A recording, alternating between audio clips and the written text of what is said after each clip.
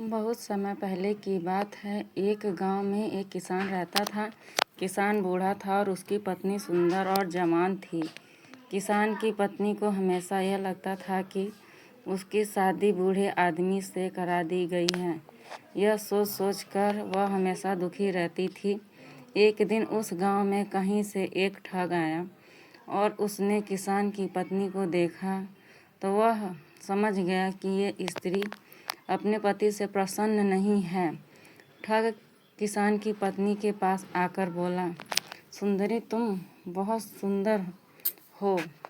मुझे तुमसे प्यार हो गया है और मैं तुम्हारे साथ अपना जीवन बिताना चाहता हूँ। क्या तुम मेरे साथ मेरे घर चलोगी?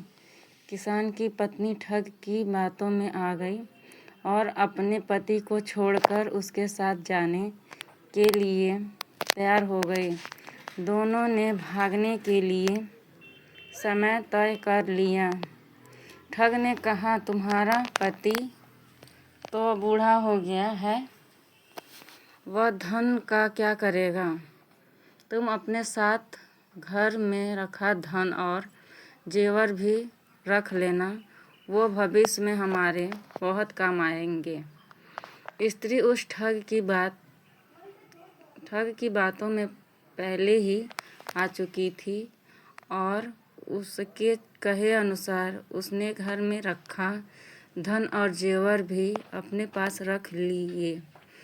रात्रि में जब उसका पति और पूरा गांव सो गया था, तब ठग के साथ घर से भाग गई। सुबह होते होते जब वह गांव से बहुत दूर निकल गए, रास्ते में उन्हें एक बड़ी नदी मिली।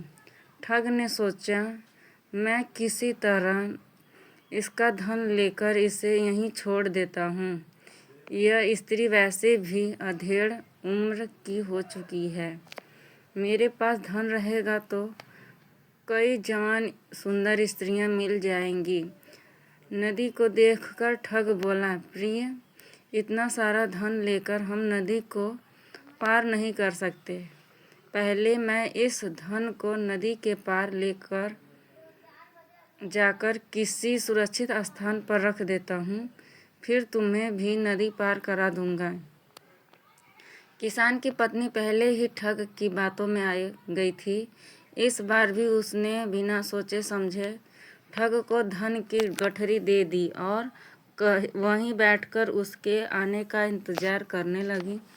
बहुत अधिक समय बीत गया परंतु ठग नहीं लौटा।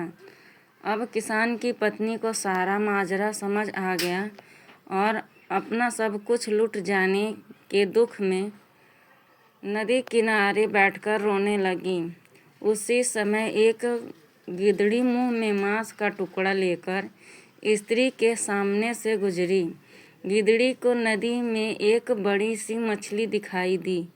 गिदड़ी ने मछली पकड़ने के लिए उस पर झपटा मारा। मछली उछलकर दूर चली गई और गिदड़ी के मुंह में रखा मांस का टुकड़ा नदी में गिर गया और तेज धारा में वह कहाँ। यह देखकर किसान की पत्नी गिदड़ी से बोली, अरे तू तो अपनी मूर्खता के कारण मांस के टुकड़े को और मछली दोनों से हाथ धो बैठी। किसान की पत्नी बात सुनकर गिदड़ी ने जवाब दिया, अरे मूर्ख, तू तो उससे भी ज़्यादा बेवकूफ़ है और जो अपने प्रेमी के लिए अपने पति को छोड़ आ गई और वो तेरी धन दौलत लेकर तुझे छोड़कर चला गया। तू तो घर की रही न घाट की। शिक्षा। इसी कहानी से हमें शिक्षा मिलती है कि कभी भी छोटी मोटी बातों को लेकर अपनों को धोखा नहीं न घर का न घाट का कर देना चाहिए, अन्यथा कहीं के नहीं रहते।